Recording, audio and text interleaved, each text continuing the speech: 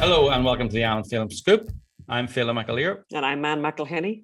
Yes, so it's week 72 of that's 1 year, 5 months, and 2 weeks to flatten the curve lockdown.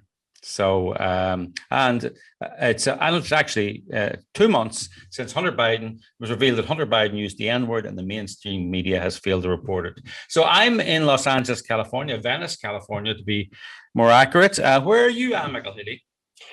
I'm in Mullaghmore, County Sligo on the west coast of Ireland, but hoping to be in the same time zone as my husband very soon.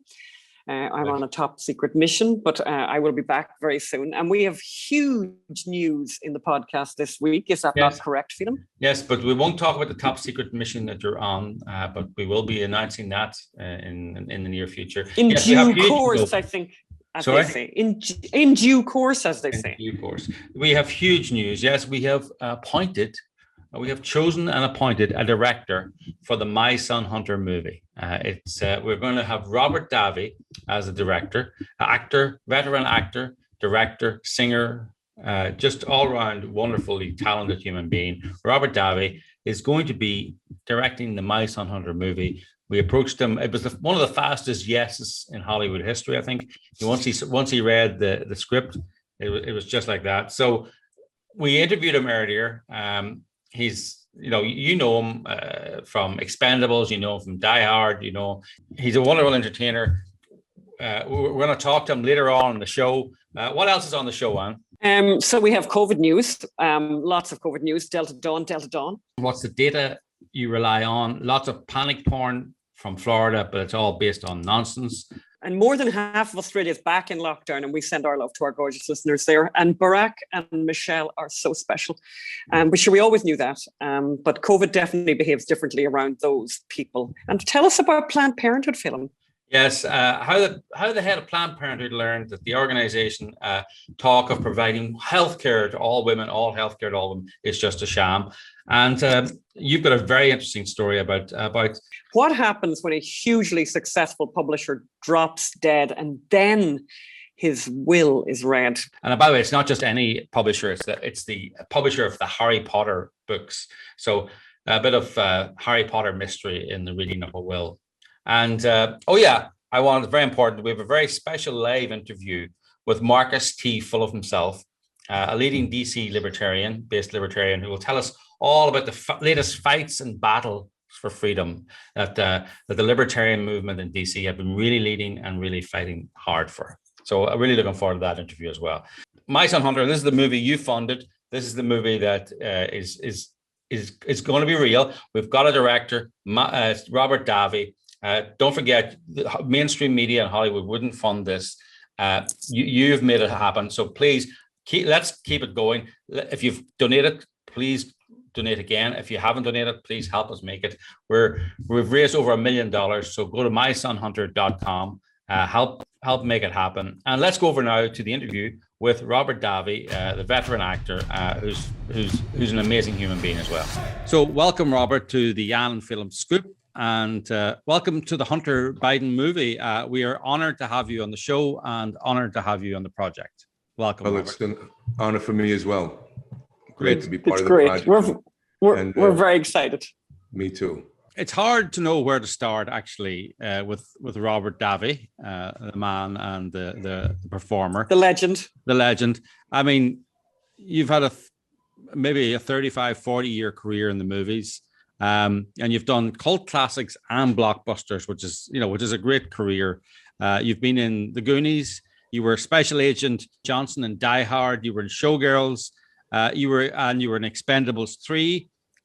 You've worked with directors such as Steven Spielberg, John McTiernan, and many people would know you from the Colombian drug lord and lead villain Franz Sanchez in the Bond film License to Kill. In many Bond lists, he's known as one of the top Bond villains of all time. So, and you've also, importantly for us, you've also directed a couple of movies. You directed your first film, The Jukes, in 2008, I've seen it. It's wonderful. It's received critical acclaim and picked up 9 international awards. And that was very important to us that you had directed as well. Actually, let's just play a short sample of Robert's acting career so people could see just the versatility of the man before we start talking to him. Play the reel there. You come here to my place. Nobody saw you come in. So nobody has to see you go out. I'm Dwayne Robinson, LAPD. I'm in charge here. Not anymore. Could you please take me to the sheriff's station? I can describe all 3 of them.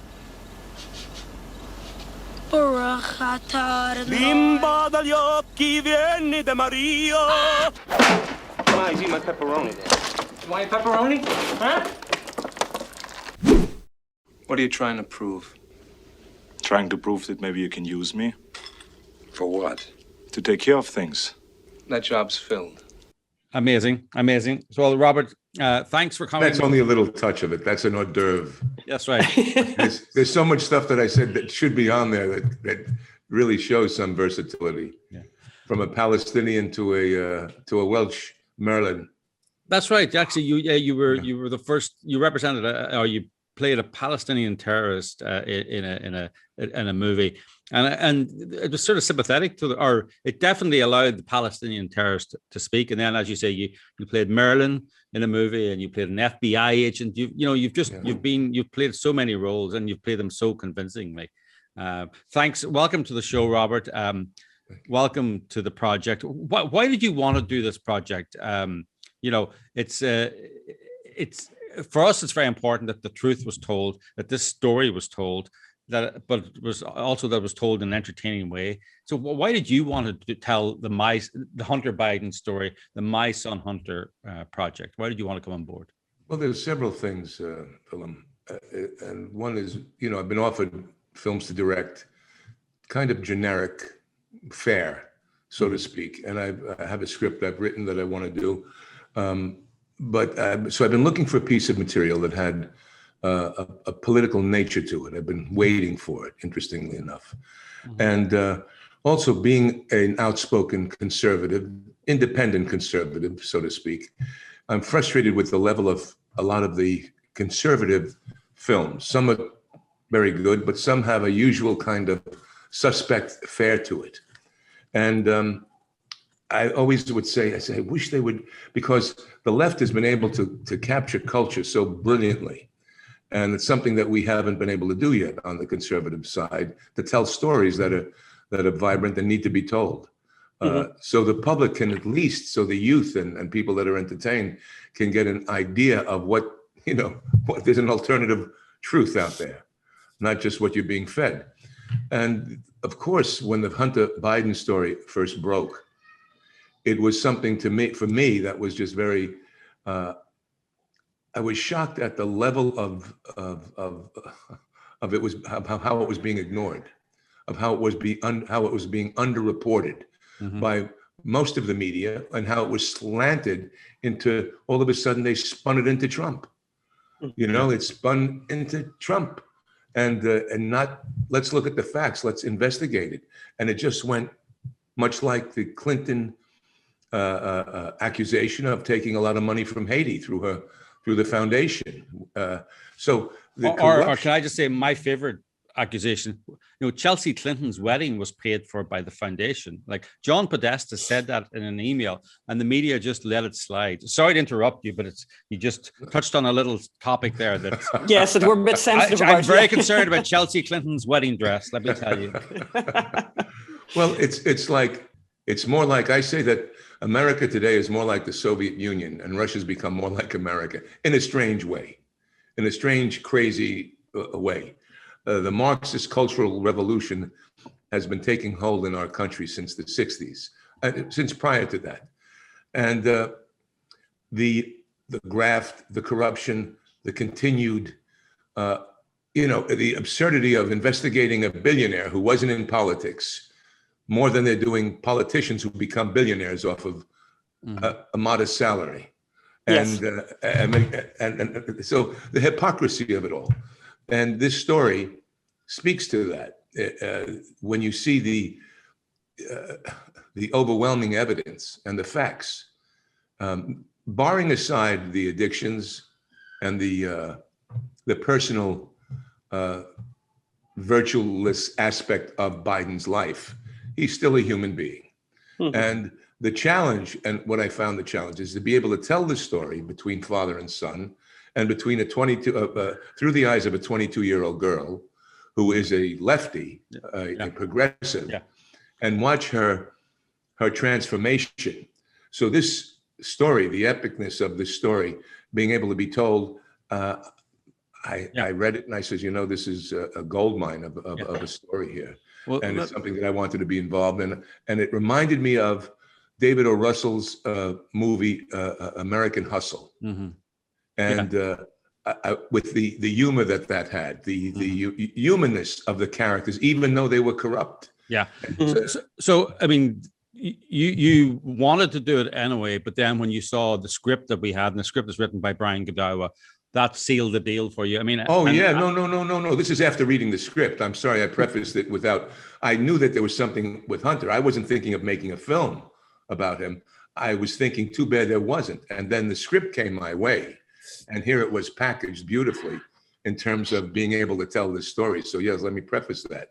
So yes, no, it was the script that said, "Oh, this is not that I wanted to do the Hunter Biden story. I felt it should be done."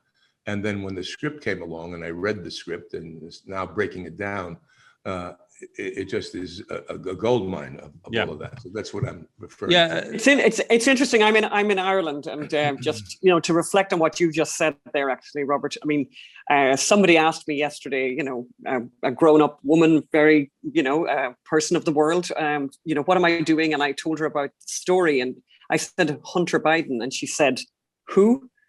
I said, "That's why we're making the movie." And she'd never heard of him. She didn't know anything about the Ukraine. She didn't know anything about the $83,000. She didn't know about the Chinese. She didn't know about the engagement ring. She didn't know any of this stuff. And there's something really, I mean, this is why we're making this movie. And this is why I'm using entertainment to get this story out, because people don't know anything. They don't know anything about this. Conservatives know this stuff because conservatives have found out, read the New York Post. But most people, the vast majority and independent voters have not heard this. So this is an important service, and we're so glad that you're going to be at the helm, Robert. We're excited. Can I just say, but I bet you they know that Donald Trump Jr. is corrupt, that Ivanka is corrupt, that Eric's stupid, or whatever the latest story is out there. You can be sure that people in Ireland know that, but they know nothing about this one. I mean, and Irish people, by the way, we know a lot about addiction in Ireland. It's one of the great exports of Ireland, alcoholism. Yes. And, just to reiterate what Robert was saying, is we're not making this movie to demonize Hunter Biden or to make fun of his addictions, right? I mean, he is what he is, and it's a struggle. It's part of who he is. So you have to tell it. You can't ignore it, because that would be a lie. So you have to tell it. And I've had family members, very close family members, that have struggled with tremendous addiction. An ex who had a heroin addiction, a son, a daughter who had, luckily they come out through the other end of it. So I'm sensitive to addiction, very sensitive to it. And so the pleasure for me is to humanize that aspect of someone's emotional failing, and to not just demonize it, to express it, to show it, but to show the underbelly of what could be that cause. But then again, leading off into this other area of his use of influence from his father to gain wealth and influence. Yeah, I mean, the relevance of his addictions in many ways is that whilst he was leaving board meetings every 20 minutes to every half hour to smoke crack cocaine, he was getting $86,000 a month. 83. Don't exaggerate. Don't exaggerate. Oh, 83,000. I apologize, Mr. Biden. And he was part of a $1.2 billion Chinese investment fund. The mayor of Moscow's wife sent him $3 million. He got a $100,000 credit card from a Chinese businessman. He got an $80,000 diamond ring from another Chinese businessman. And this is whilst he was in the horrors of drug addiction. And, you know, you talked about other conservative movies, the script. Well, it gave him courage. Yeah. It gave him the courage to kind of like, at least that's what he said. It gave him the wherewithal to go and deal with this. Because, you know, look at Chris Hines knew what was happening and left it because of it, which is interesting. John Kerry's stepson, I think it is. Yeah, who was part of this this group. And when he saw the corruption, you know, and it's when a Kerry Hines person leaves because of corruption, you can understand that that's quite corrupt. There's something rotten in the state of DC. That's right. The script, I think, is wonderful. I didn't write the script. I helped with the story, and I of course, every producer thinks all the best bits of the script are the bits that they helped make, and you know, and everyone played a part, and we all played a part in it. But the script is funny. You know, we want people to know it's a rip-roaring, funny. It's like Austin. I say it's Austin Powers meets King Lear meets House of Cards. You know, so it is funny. I mean, and we talked yesterday, Robert, about this, and you know, if you have a choice between making a political point and a cheap joke, please go for the cheap joke. I know this is one of the things you've said to me many times, but the entertainment of the, you know, again, and I don't know what a cheap joke is. You know, that's another. They're all worthwhile. That's right. Well, that's true. Actually, Orson Bean, our good friend Orson Bean, he was very critical of people who criticized humor and talked about cheap jokes. He goes, you know, humor is a skill. Humor is a wonderful way of communicating, a wonderful skill. It's an ancient skill, and he says it's downgraded because everyone tries to do it. Right? No one tries to use rhetoric or all the other ways of communicating, but everyone tries humor. So many people do it badly. And the skilled people who do it wonderfully are not appreciated because it's viewed as this common skill. So you're right. I shouldn't. If Orson was alive now, he's probably up there pointing his finger, wagging his walking stick at me now. He whispered in my ear. Yes. So I apologize for using the term cheap joke, but really we want it to be humorous. We don't want it to be preachy. No, that's the satire. That's why, to me, the style of American Hustle has so much dark humor to it. You know, there's a dark humor to it, and there's also a sexiness to it. You know, there is a seduction to what it is. So you say to yourself, for me as a director, I look at it and on face value, what's the seduction of this pipe?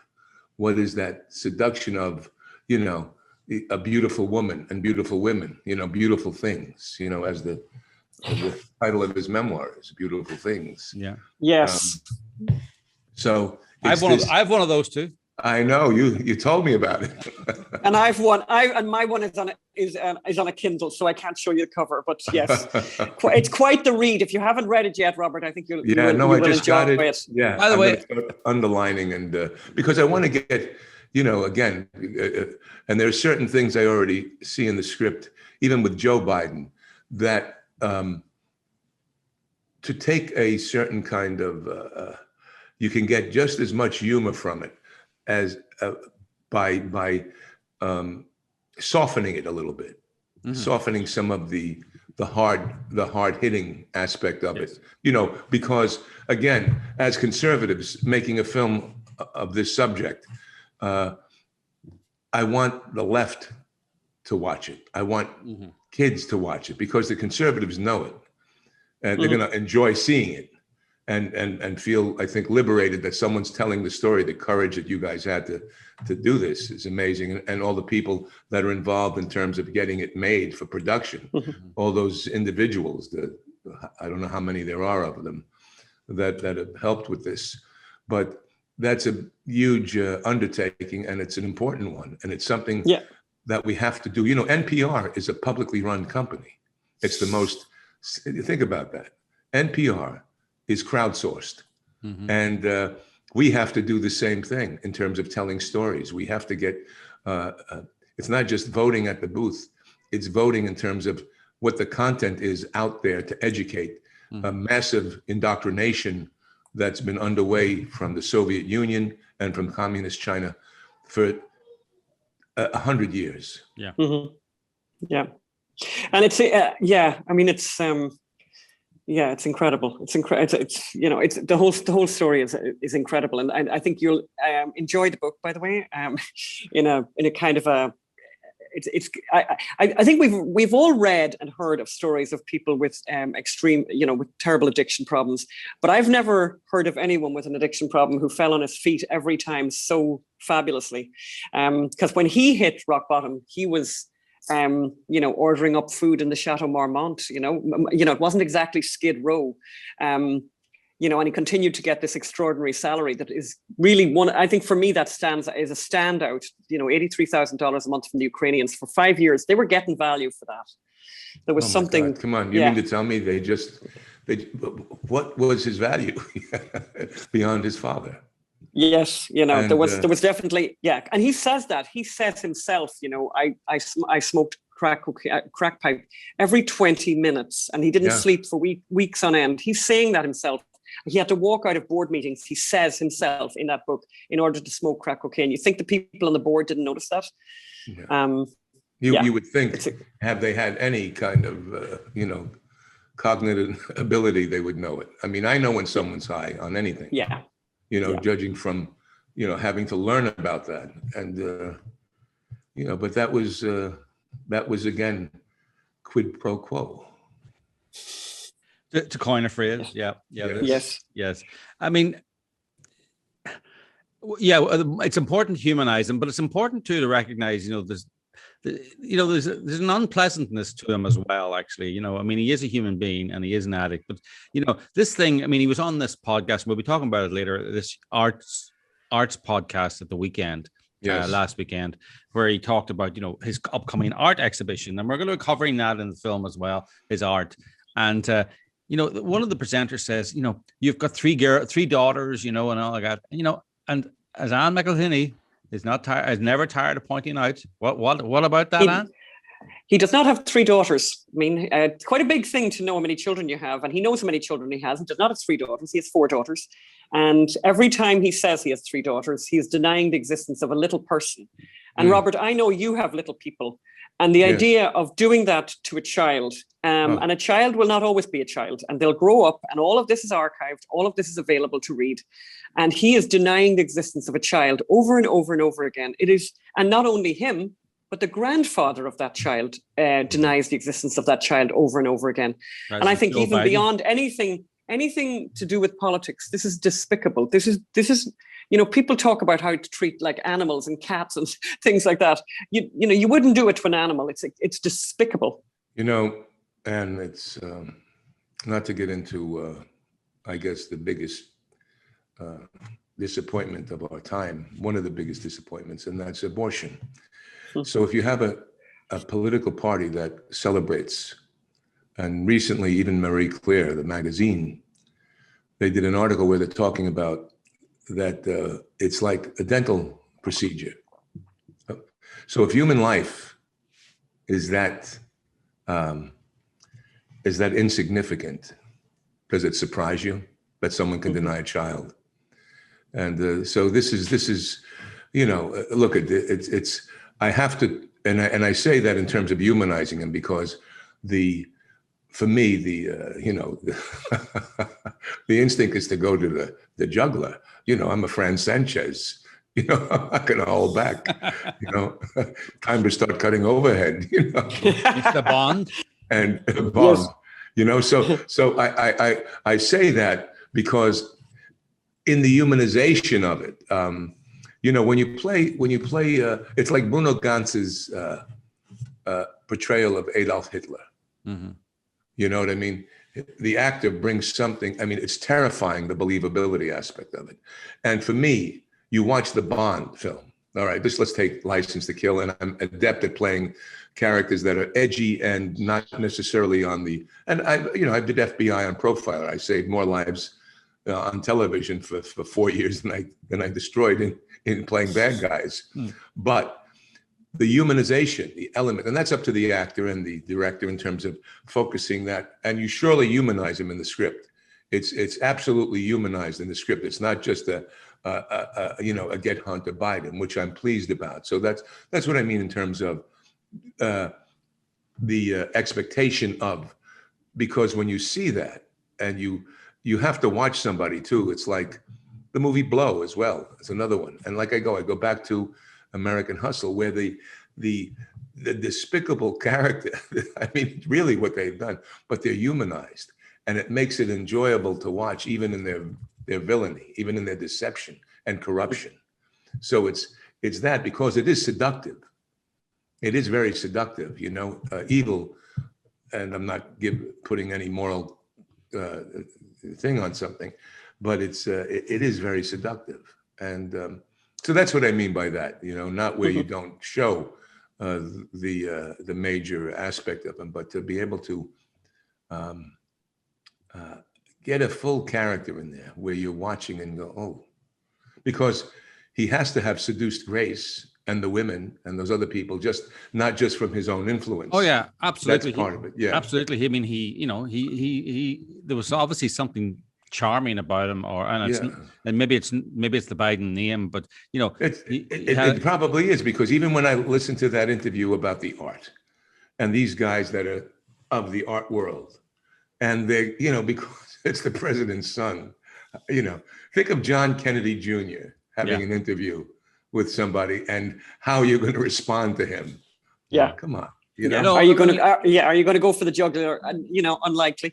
But we'll talk. I'm going to talk more about it later on. But I mean, in that interview, they all agree that the notion that he'd be using art for money laundering is just plain ridiculous. And two of the people in it are art dealers, the two presenters, and they're going, anyone who knows anything about art dealing knows this is ridiculous. Well, Your Honor, I want to present several articles from the New York Times over the past few months, which makes the exact point that art is now the favorite tool of money launderers, because you can spend large sums of money on something that has no registration. It's not like a car. It's not like a house. There's no central register to find out who owns art. So people can buy and sell art in secret, and it's very transportable and very storable. So the New York Times admits that. The Trump administration admits that. The Biden administration is not as keen to admit it, but it's well known this is how you launder money. So I'm not saying, but the media won't admit it. You see, the mainstream media won't admit it, and I've known about that as well, because I have friends of mine. I was in Marbella, and if you watch there was a film that Orson Welles did, F for Fake, and the amount of fakes that are hanging in major museums today.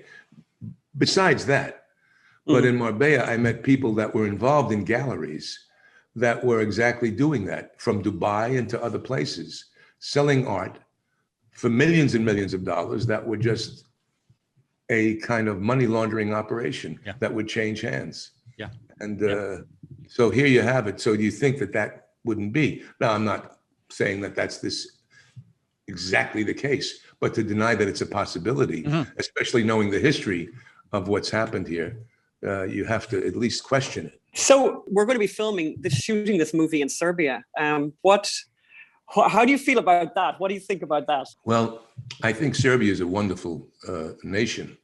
And from what I've been hearing from people that I've talked about now, since you've said that, and I have a friend of mine who's a couple of great friends that are from Serbia. And I also, I was in Albania. I went to Tirana and Kosovo a couple of years ago, drove from one to the other, and the great people. And I filmed in Budapest. So years ago, we spent 9 weeks filming there. And the crews, even the key grips, they have college educations. They take the art very seriously. And everyone says that you can really you get the cliche term, bang for the buck. You're going to be able to get that in Serbia, in Belgrade. And of course, Nikola Tesla comes from there. So I mean, I want to go. He has a library there and stuff, but it's a place you need because you can surely find places that you can. It could be someplace in America, but then you have the beautiful, which I'm excited about. You know, like that. The architecture and stuff. So when we have the Russians and the Chinese and those different things, we can have these beautiful externals. Yes. Yes. That can provide a lot of production value that you can't get here. Yeah. I mean, yes. We lived in Romania for 7 years, and we've traveled all around that area. And, you know, it has wonderful mid-war between the wars architecture, brilliant, lovely. You know, Serbia and those places, often they were called Paris of the East. The architecture was so wonderful. Then you've got the communist brutalism, a lot of Bauhaus as well, just a complete mix of architecture and feelings. And then you got the Eastern European churches, that mysticism, and then the noir of that area too. There's, you know, there's wars and there's violence and there's all that. So there's so much that we can get there that suits Hunter Biden in the Ukraine, making money in dodgy ways, and, you know, making money in dodgy places, dodgy ways. But actually, you have another Eastern European connection. I mean, it's the other part of Eastern Europe. The Baltics, yeah. Yes. My wife is from Estonia. I was doing concerts. I travel before COVID, of course, doing a lot of concerts all around the world. And I did one in Estonia in 2017. And then I came back the next year. Oh, no, one in 2016, came back the next year. And met the love of my life, my soulmate, and Diana. And we have a 2-year-old baby girl now. So now this is besides 2 stepchildren, I have 8 altogether.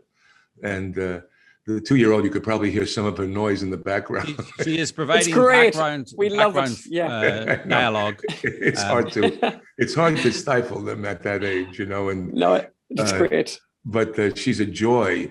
And a lot of energy and a lot of just magnificent. And Diana's family, her brother was one of the top basketball players in Estonia. Oh, interesting. And for 20 years or so plus. And I have a lot of friends there. It's a great, great country. I don't know if you've been to it yet, but I've been to Latvia, Sweden, Finland, all performing for the music. But Estonia is a special place in my heart now because of my wife. Well, yes. And the people of Estonia are wonderful.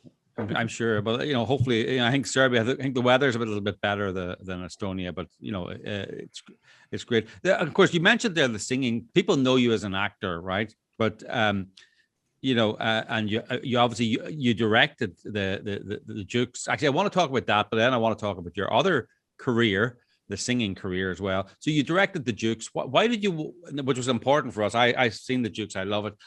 Why did you want to tell the story that's in the Jukes? And why did you want to direct it?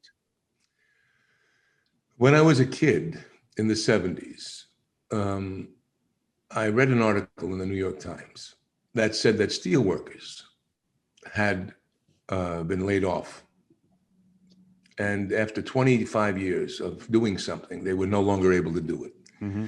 Now, I prefaced that by having read the book by Alvin Toffler called The Third Wave, where he talked about the agricultural revolution, industrial revolution, and now in the techno revolution. And when you make those changes, there's a whole workforce, there's a whole redefinition of who you are. So these steel workers that no longer did something for 25 years, what are they going to do? They're left dangling, like a dangling participle.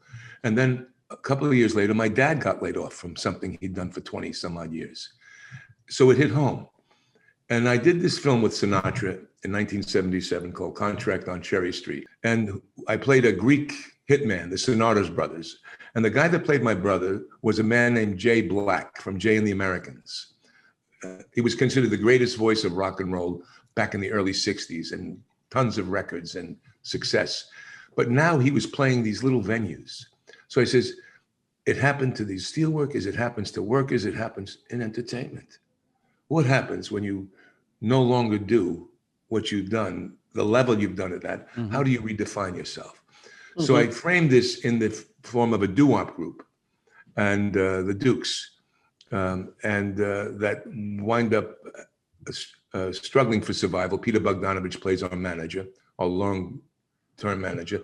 It's current day, and how do they get back into? They lost their way. They wind up pulling a heist of dental gold. All right, but that's not their name. Of dental gold. A heist of dental gold. There's commentary plays my cousin, and he loses his tooth on a piece of grizzle, and we set it up that he has a smile, and that's he doesn't need money. He's got the smile, and he can still attract women he's attracted to, but he now loses the smile, and we don't have the money for the dentist. We're working in our aunt's restaurant, played by Miriam Margolyes, a great actress, English actress. And I overhear about dental gold, and we pull this heist of dental gold, but it's fool's gold. It's worthless. It's not what we thought. It was worth a fraction of what we thought it was worth. But we wind up getting the restaurant and changing it into a club. We give a whole different. So it was a tribute to I Sole Tignotti by Mario Monicelli and I Vitelloni by Fellini. Yeah, and I have a great soundtrack. It got tremendous. It's a wonderful movie. Yeah, so that made me. That was the impetus of that. What do you do when you can no longer do something? To quote someone, when you're the forgotten man, what do you do? Yes. And you can. By the way, people can watch that on. I watched it on Amazon Prime. I think it was on. Yes. Is that right? Yeah. Now, people, you've talked about this, but people know you as an actor.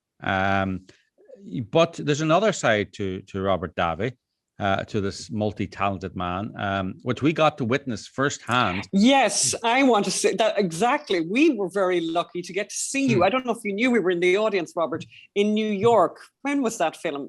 February 2020. 2020. Probably the last live concert in New York. And I cannot tell you the last time I had a more enjoyable evening than the evening we spent with listening to you, telling stories and singing Frank Sinatra, the Frank Sinatra songs. Absolutely delightful evening in that venue. What's the venue called in New York where we Birdland. Very famous, the Birdland. Wonderful. Yeah. Brilliant. Tell us a little bit about that, about the singing career of yours. And your album was a top 10 album. I mean, I had always, in high school, I won awards for singing. I was first place New York State School Music Association solo competition in high school. And the nuns, I went to Seton Hall High School, and they said, you have to study. And they got me an opera coach, a guy named Michael Signorelli. And from there, at the same time I was acting, I went to Hofstra University on a scholarship. And I was a baritone with the heart of a tenor. And because those tenor arias are more romantic, right? But the baritone gets to play Scarpia, the bad guy. Yeah. So anyway, I was singing and I had a high B natural and B flat, that I could touch on. It wasn't that my tessitura, which is the tone of the voice, always stays there for a tenor. Baritone, it's a little lower, and the break in the voice is around an E flat and F.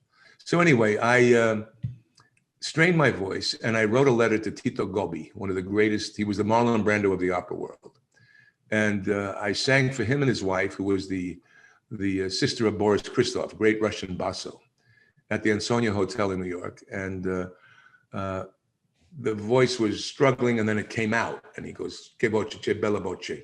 And then he invited me to Florence to study with him, and then got me a teacher at Juilliard, Dan Ferro. And in the interim, I was studying with Adler, got into the actor studio doing plays, and then my acting career took off, and I put the singing on hold. And it wasn't until after the Dukes, when I sang one song at the very end, and everyone said, "You should be singing." And I thought, Sinatra's gone.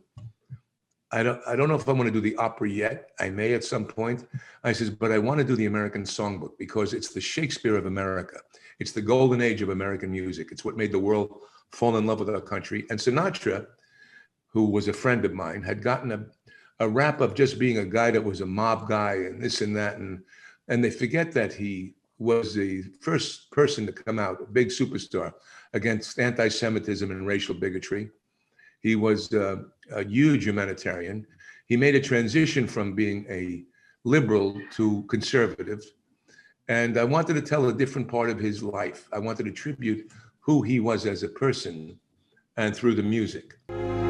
I've got the world on a string, sitting on a rainbow, got that string around my finger.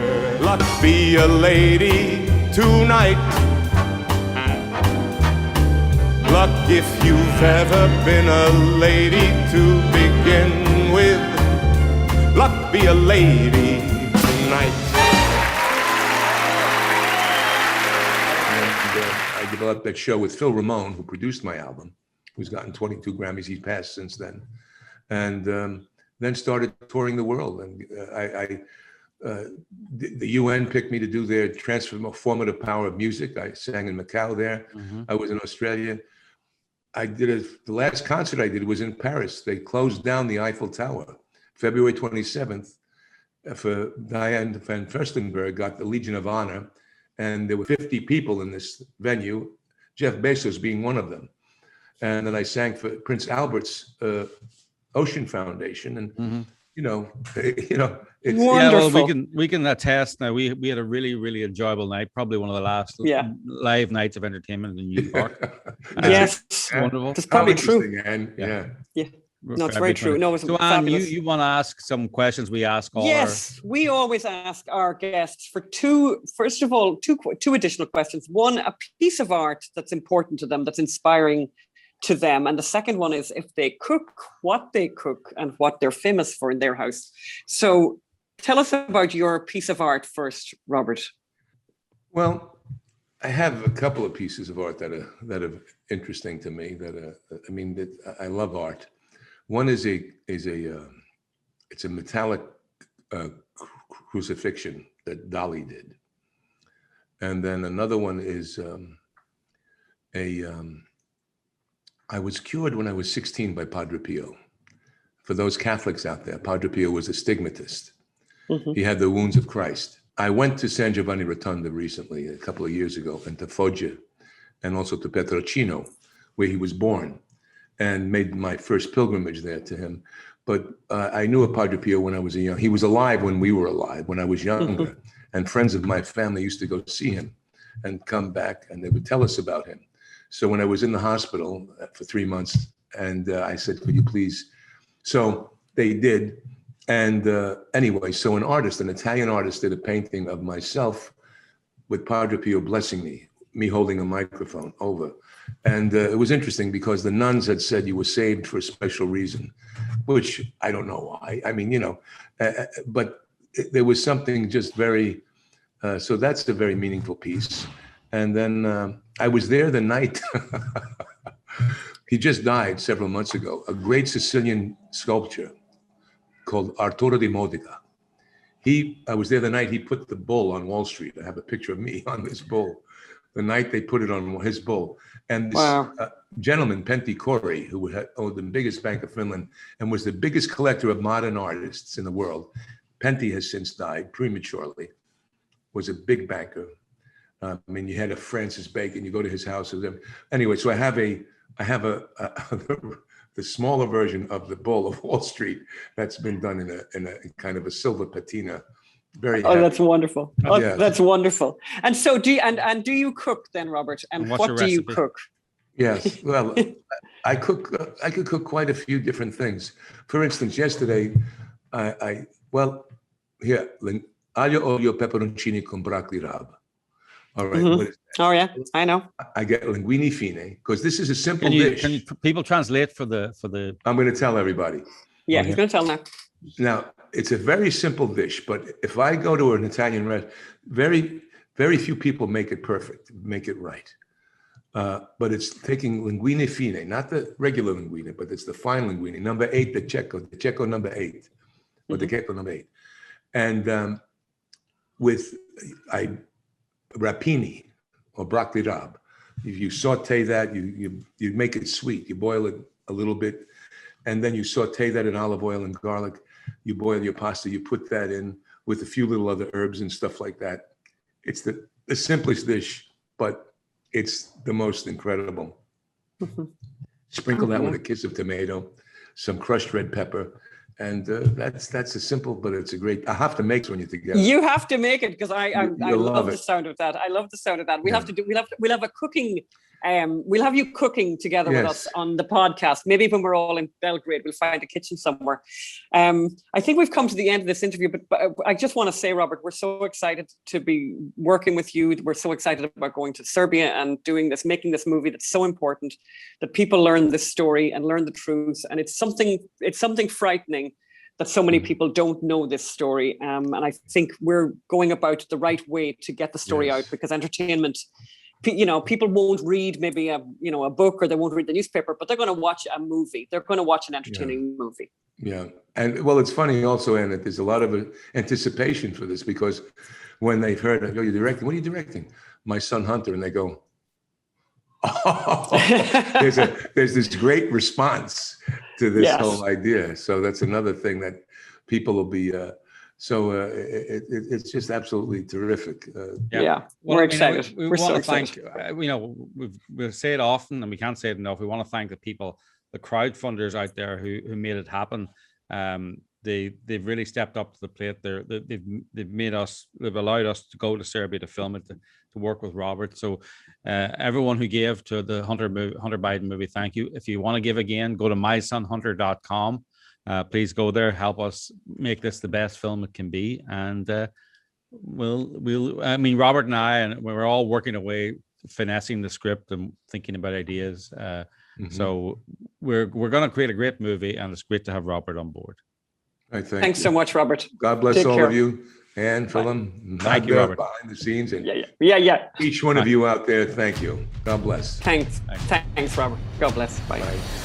Oh, that was great. I can't wait to try that pasta recipe, by the way. Sounds gorgeous. And like most great Italian recipes, very, very simple, but it's all in the doing. So I think I want to cook with Robert. I think maybe we'll do that when we're all in Belgrade together. But in COVID news, unbelievable news. So all the headlines everywhere have been about Florida. Everyone is obsessed now. Oh, Florida. And it's like they're smacking the lips. They're so happy because cases are crazy amount of cases. Everyone's talking about the number of cases of COVID in Florida. What really matters is not cases. What really matters always is death. And it's very interesting when they're talking about cases and not talking about death. And, actually Matt Walsh was just really good on this, by the way, this last few days on Twitter. And he's basically saying that, the most populated city in Florida is Jacksonville, as we know. It hasn't had a single COVID death all summer. Now, so when people start throwing this Florida stuff at you, you have your defense. And by the way, that's the same for Miami and Orlando. They haven't had a single COVID death all summer. So, that's the Matt Walsh blog on Twitter.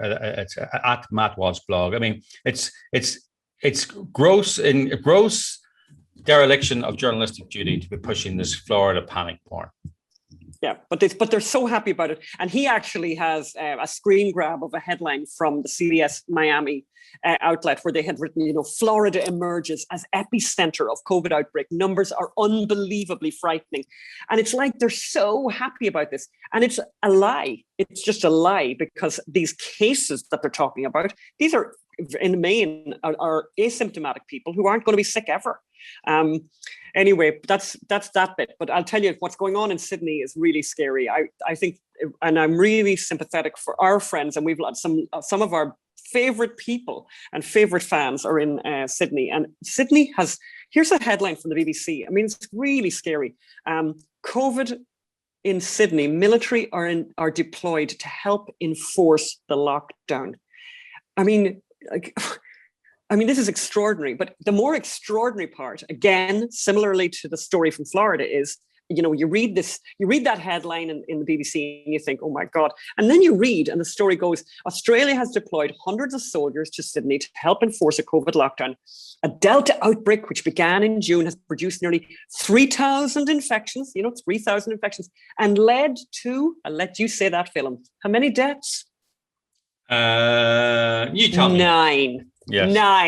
9, and led to 9 deaths. Obviously awful, by the way. It's an awful thing that 9 people have died. Really awful. However, they are bringing in the military into this situation, and they're not given. And I mean, you and I have talked about this over and over again, Philip. We talked we had the COVID podcast that we had for a year. No context, but 9 deaths, and you're closing down a city like Sydney. This is really, and it's not just in the whole Australia. It's not.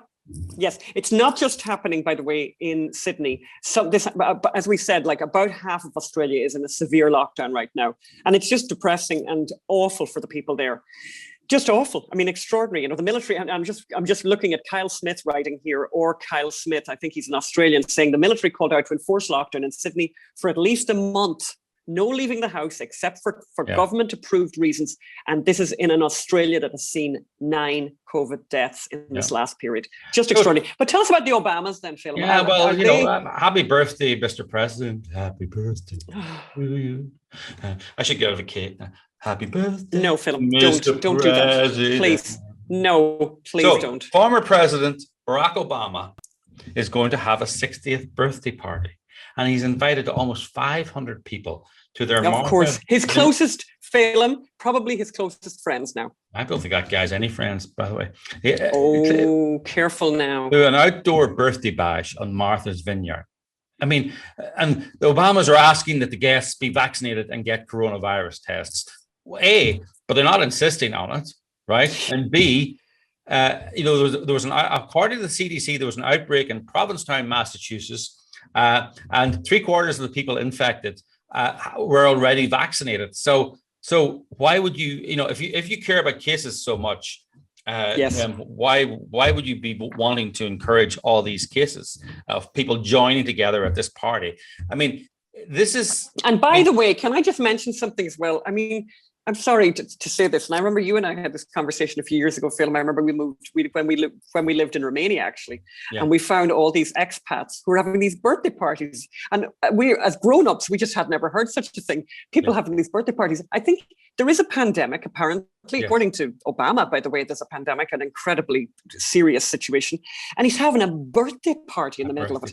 Like, this doesn't seem like really grown-up behavior. Yeah, it's not like a relative has died and he's having a funeral, or and by the way, it's not even it's like you can postpone it, and if your daughter's getting married, you can postpone that, Mr. Obama. I'm not saying people should, but if you're the one pushing the panic porn about the pandemic panic porn, then you should actually postpone your 60th birthday party and give the proceeds to panic porn 501(c) or whatever it is.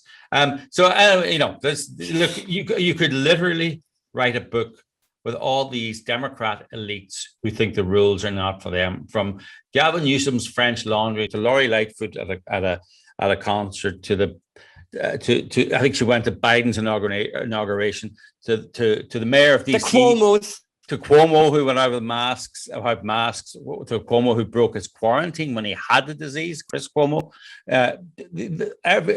Fauci sitting without a mask, all these people, the supervisor here who voted to end outdoor dining and then left the meeting and went outdoor dining.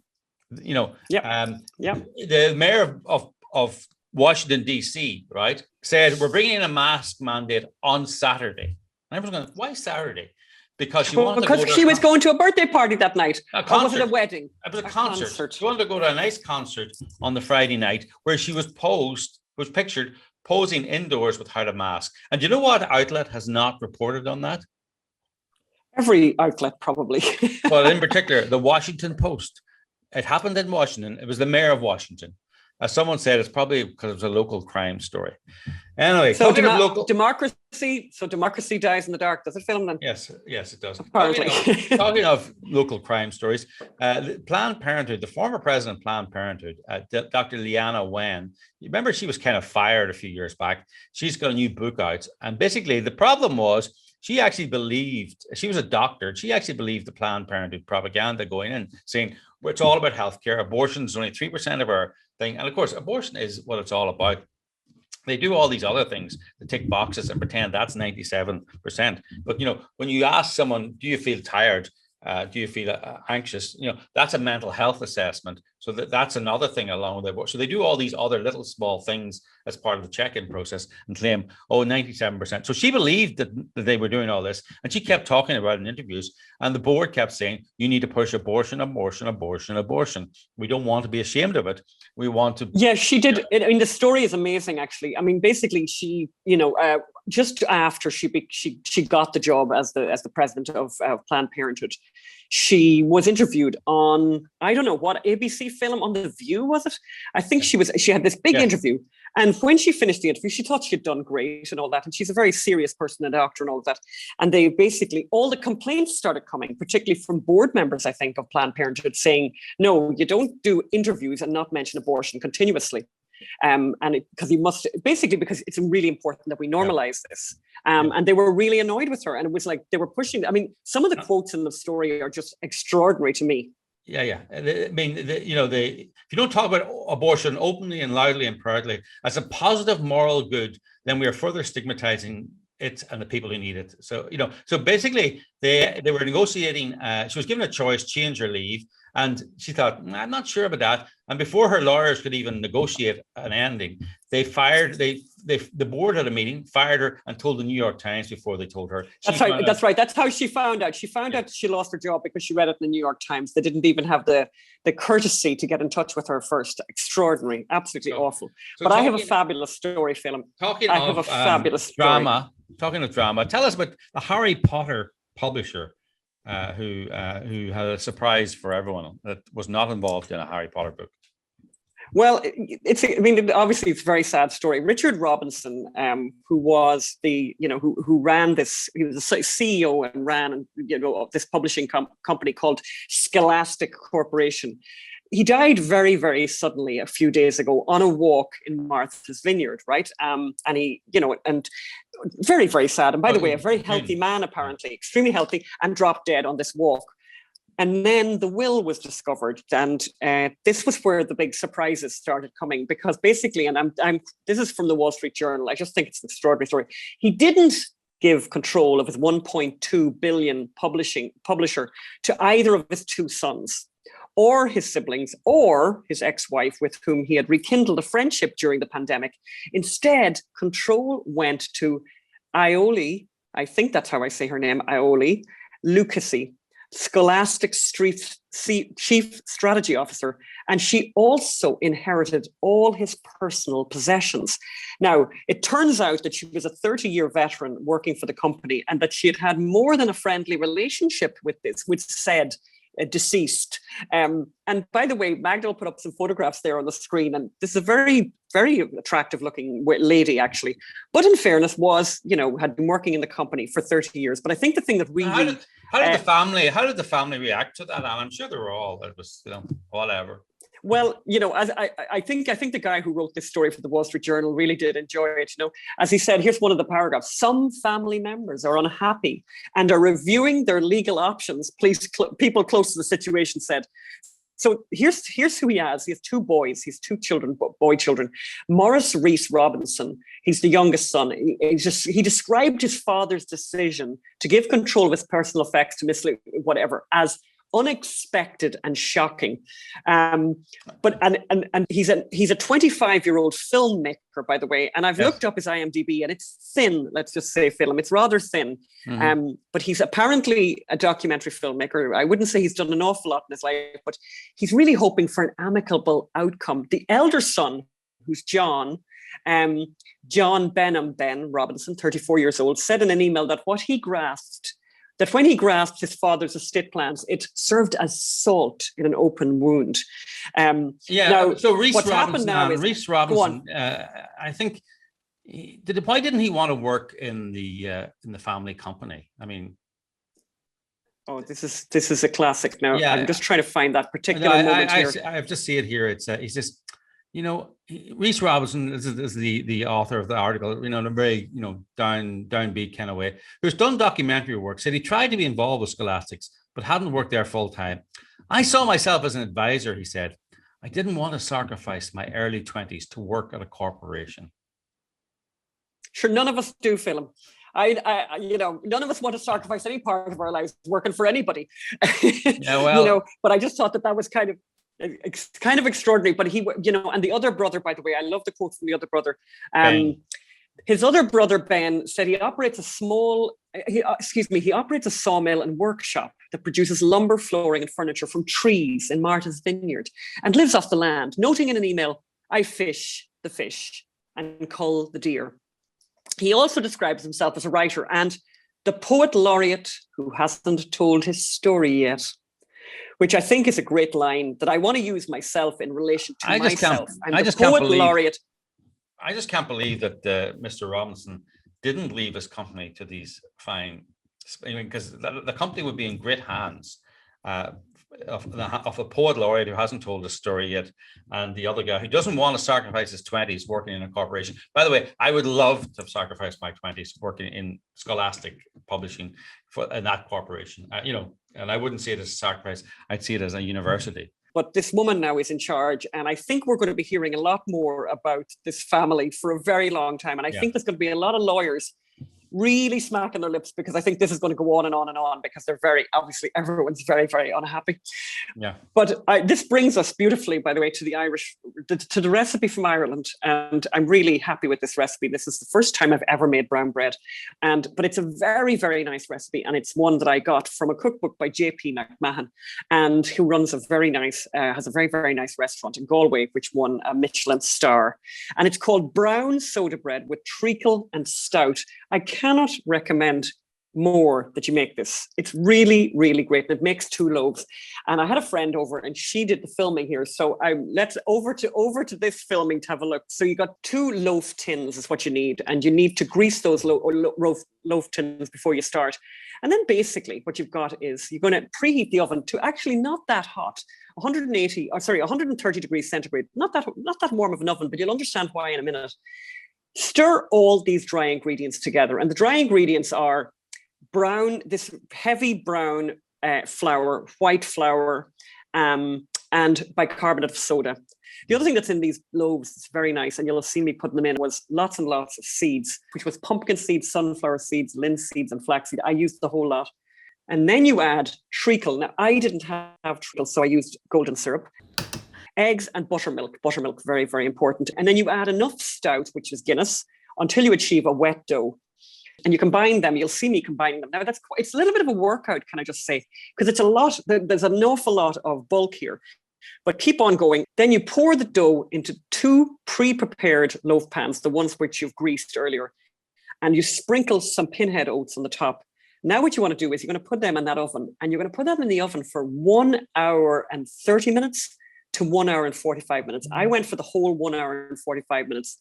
And then how you know they're cooked is you pull them out. You'll see me pulling them out of the tin and just tap the bottom of them. And if they've got this hollow sound, you know you're there. And actually really gorgeous. As I said, you'll notice the color there with my loaves. They're quite golden and actually very traditional looking from an Irish point of view. But this recipe did call for the darker treacle, which would give them a much darker color, which I think would be really nice. And there were 2 of them, so you can bring one as a gift to someone who's being nice to you. So I did bring one of them to someone who's being nice to me. And I kept the other one for myself. And I really, because sometimes I was just thinking about this film, but sometimes, I think, oh my God, I've got to do a recipe and I've run out of time or I'm really busy. Gorgeous. And then somebody writes and says that they just love the recipes. And then I think, oh gosh, I must write recipes. And that makes me think, I just had a look. And some people have written such lovely, lovely messages. We got a lovely message there from one of our listeners. And this is up on the podcast app, on the Apple podcast app, I think. I'm so excited when I wake up that it'll be Wednesday. And Anne and Phil will have a new show. What will they have read so that I don't have to? And what asinine bit of corruption will they expose that the mainstream media hope that the public won't find out about and give too much credence? I just thought that was a lovely one. And I also love this other person who wrote this other one, which I don't see the name, but I look forward to your podcast every week. I first heard you on The Unashamed with Al Robinson and have been hooked ever since. I binged listened to you last year while I was home a lot. You saved me from some days that would otherwise have been insane. I found myself watching too much news and getting depressed. I made myself do projects around the house each day and I listened to you all. You do an outstanding job and bring things about that I know I wouldn't hear anywhere else. Thank you for standing firm and for seeking for truth. It's hard to come by these days.